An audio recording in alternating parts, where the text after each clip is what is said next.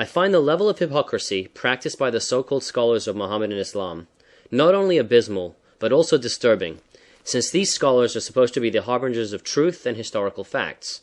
What is your opinion? What you have just said is not only disturbing, but also frightening, since they are doing so in spite of the incredible ease with which people are able to investigate on the internet any and all subjects known to mankind at the click of a mouse. It is frightening because they are deceiving new generations of the followers of Muhammad into believing their falsehood and mendacities, while forbidding them from studying any other scriptures beyond the Quran. They are forbidden from reading these other scriptures, lest they are then able to compare and contrast them with the utterly false Quranic versions, thus inducing in their minds the beginnings of doubt.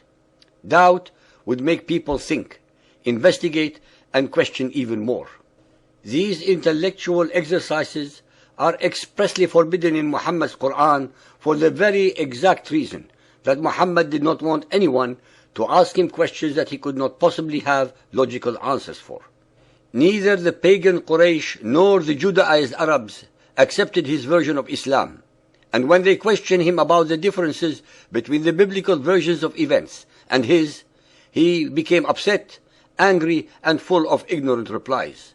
His anger was precisely because he could not answer the questions truthfully, simply because his versions of events were entirely invented by him as he went along. All those who deceive and lie exhibit the same symptoms of agitation and upset whenever they are found out. Muhammad did not want his followers, or anyone else for that matter, to ask questions that he could not possibly answer satisfactorily.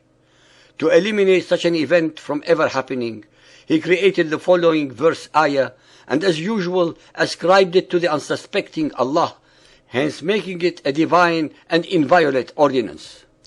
Al-Ma'idah 5.101.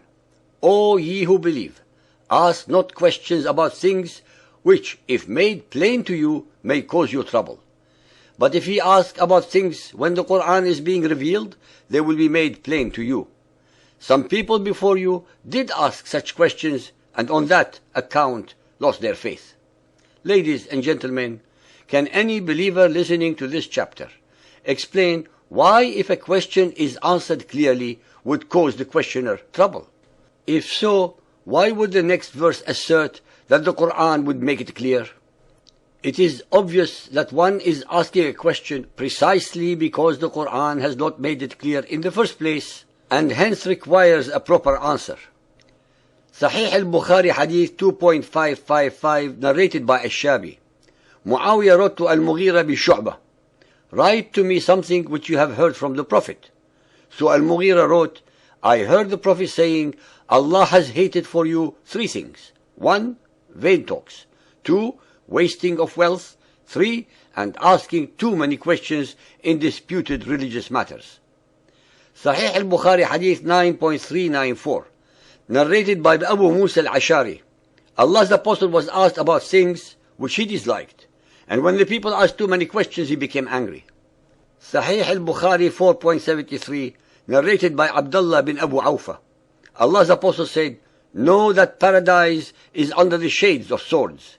He then said, O Allah, the revealer of the Holy Book, the mover of the clouds, and defeater of Al-Ahzab, defeat them infidels and bestow victory upon us.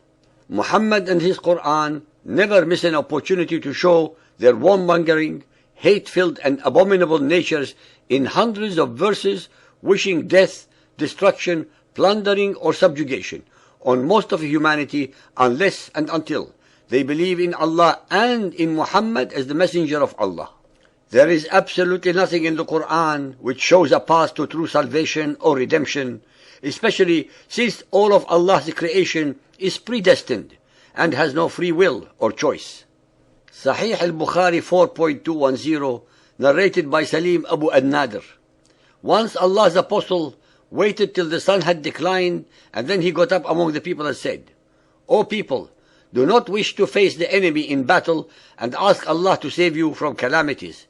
But if you should face the enemy, then be patient and let it be known to you that paradise is under the shades of swords. According to the Muhammadan Muslim traditions, all of Muhammad's so-called battles, actually piratical raids for plunder, were holy. Even Muhammad's paradise is subject to the tyranny and terror of swords, the symbols of death and destruction. There is not an iota of spirituality, of mercy or compassion in the whole of Muhammad's Quran or the Hadiths.